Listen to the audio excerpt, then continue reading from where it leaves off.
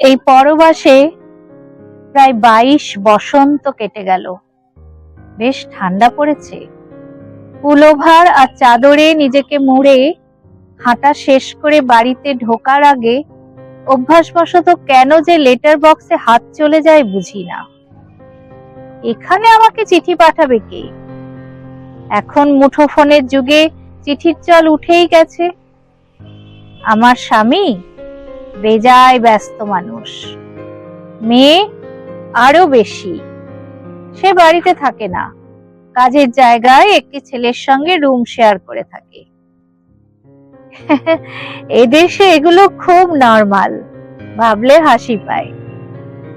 Letter বক্সে একটা বিদেশি খাম, হাতের লেখাটা খুব চেনা চেনা লাগছে, কিন্তু লিখতে গিয়ে মনে হচ্ছে হাত কেঁপে গেছে। ঘরে ঢুকে খামটা খুলতেই কেঁপে উঠলাম। ডিয়ার লাবণ্য, আশা করি খুব সুখেই আছো, ভালো থাকো। হঠাৎই সেদিন দৈবযোগে তুহিনের কাছে তোমার ঠিকানা পেলাম। চিঠি লেখার লোভটা সামলাতে পারলাম না। পাগলের মতো তোমাকে ফেসবুকে খুঁজেছি, পুরনো বন্ধুদের কাছে খবর নিয়েছি, পাইনি। অভিমানের পাঁচিল ডিঙানো আমার মতো ভীতুর কম্য নয়। জানো লাবণ্য, এখন আমি বড়লোক না হলেও গরিব নই। আমার স্ত্রী একটা স্কুলে চাকরি করে। কলকাতা শহরে আমার একটা ফ্ল্যাট, একটা গাড়ি, ছেলের নামকরা কলেজে পড়া, সব মিলিয়ে মোটামুটি ভালোই আছি। ঠিকানা পেয়েই চিঠি দিলাম। চিঠির সেই লম্বা লাল লেটার বক্স আজকাল আর দেখতে পাই না। পোস্ট অফিসগুলো কেমন যেন টিম টিম করে, তবুও সেখান থেকেই পোস্ট করলাম। উত্তরের অপেক্ষায় থাকবো সেই পুরনো দিনের মতো। নিদেন পক্ষে ক্ষমা করে প্রাপ্তি স্বীকারটা পাঠিও। আমার ঠিকানা খামের ওপরেই আছে। মনের মধ্যে ভিড় করে আসে কলকাতার সেই 3 তলা বাড়িটা। কমলা পাড়ের শাড়ি আর কেওকারপিন তেল মাখা টান টান 2 বেনির মেয়েটাকে ওরা কমলা সুন্দরী বলতো। একদিন স্কুল যাওয়ার পথে পায়ের কাছে ঠকাস করে কিছু একটা পড়লো। একটা চিরকুট মোড়া ঢিল, লেখা ছুটির পরে দেখা করতে চাই। তোমার বাংলা বানানে এখনো কত ভুল অনি। চিঠি লেখার অভ্যাস আমার চলে গেছে। না, আমার ফেসবুক অ্যাকাউন্ট নেই, চিঠি লেখার মতো কেউ নেই, সেই ফাউন্টেন পেন নেই, সুলেখা কালি নেই। তবু অনেক দিন পরে দেশের কেউ চিঠি দিয়েছে দেখে মনটা খুশিতে ভরে উঠল।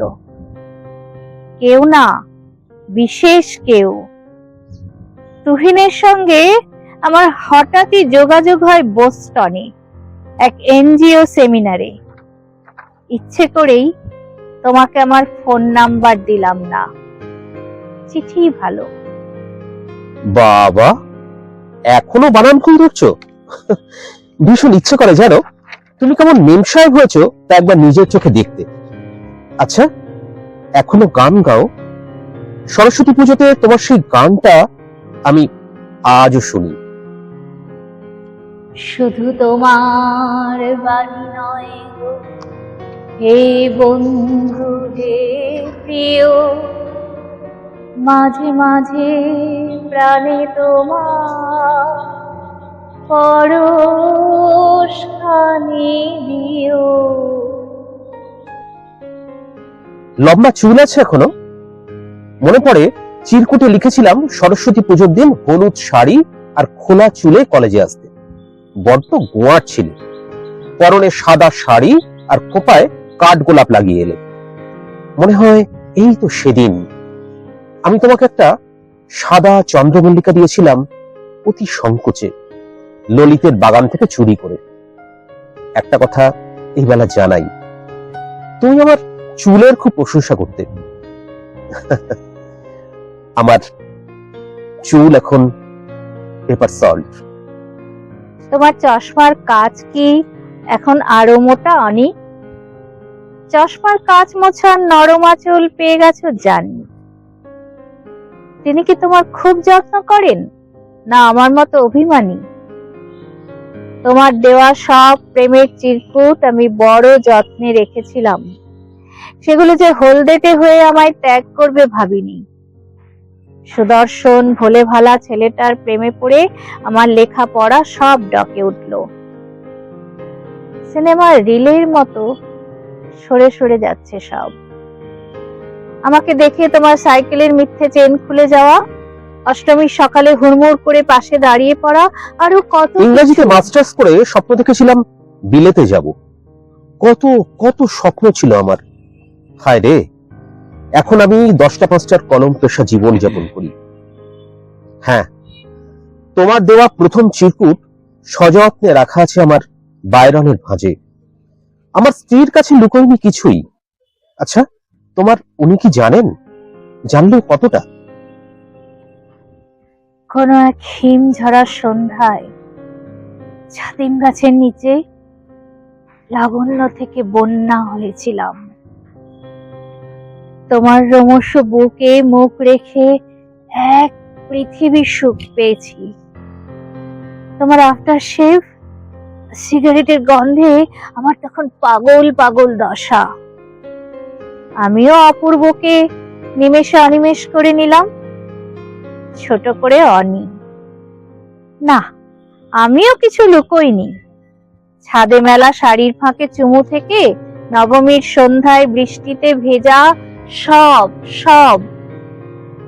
ভেবেছিলাম খুব রাগ করবে, বকা ঝকা অশান্তি। না, সেসব কিছুই তো হলো না। ও তোমাকে তাচ্ছিল্যে জাস্ট করুণা করলো দেখে আর কখনো এই প্রসঙ্গ টানিনি।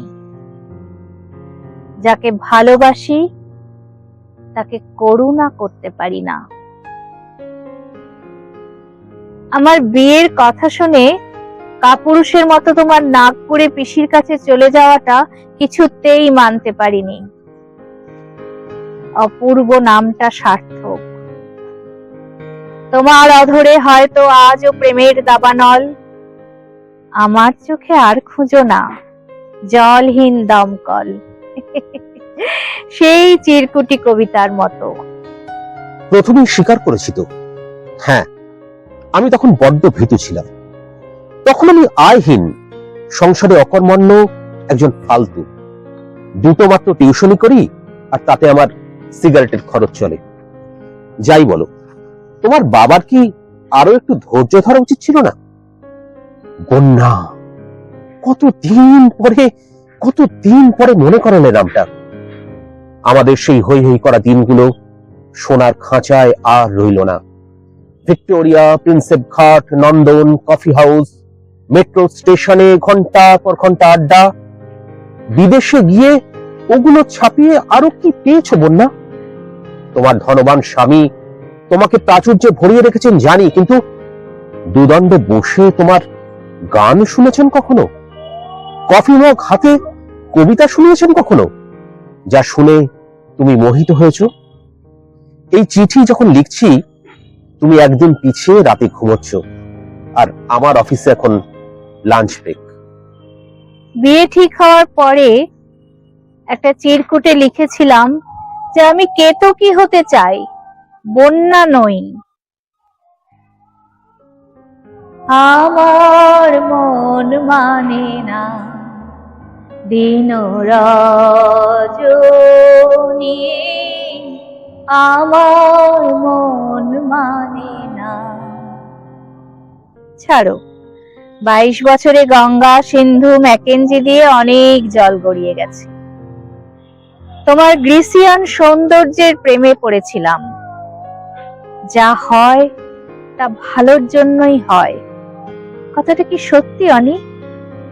তুমি আজও আমাকে মনে রেখেছো না ভালোবাসো? দূরত্ব যদি সত্যিই ভালোবাসার গভীরতা বাড়িয়ে দেয়, তবে আমি দূরেই থাকতে চাই, অনেক অনেক দূরে। আপনজনেরা যদি আমাকে আপন ভাবতে কুণ্ঠাবোধ করে, তবে গোটা পৃথিবীটাকেই আপন বানিয়ে ফেলবো। কেউ না কেউ তো কখনো না কখনো আমায় স্মরণ করবে। শেষের কবিতার এই লাইনগুলো বুঝি আমার জন্যই লেখা। মোহরকুঞ্জের নিভৃতে উদাত্ত কণ্ঠে বলেছিলে, কি গভীর দুঃখে মগ্ন সমস্ত আকাশ, সমস্ত পৃথিবী। চলিতেছি যত দূর, শুনিতেছি একমাত্র মর্মান্তিক সুর। যেতে আমি দিব না তোমায়। কোথায় হারিয়ে গেলে অনি? নিজেই দূরে চলে গিয়ে যেতে নাই দিবকে মিথ্যে করে। 22 বছর পরে আবার নতুন করে প্রেমে পড়ছি বন্যা। তাই এটাই আমার শেষ চিঠি বা চিরকুট। ভালোবাসার আরেক নাম ত্যাগ। 22 বছর আগে শেষ চুমুতে যাকে কাছে টেনেছিলাম, এই চিরকুটে তাকে আমি বিদায় জানালাম। ইয়েটসের কোল্ড হেভেন কবিতাটা মনে পড়ছে জানো। Suddenly I saw the cold and rock delighting heaven that seemed as though ice burned and was but the above ice. ভালো থেকো। ইতি, অনি।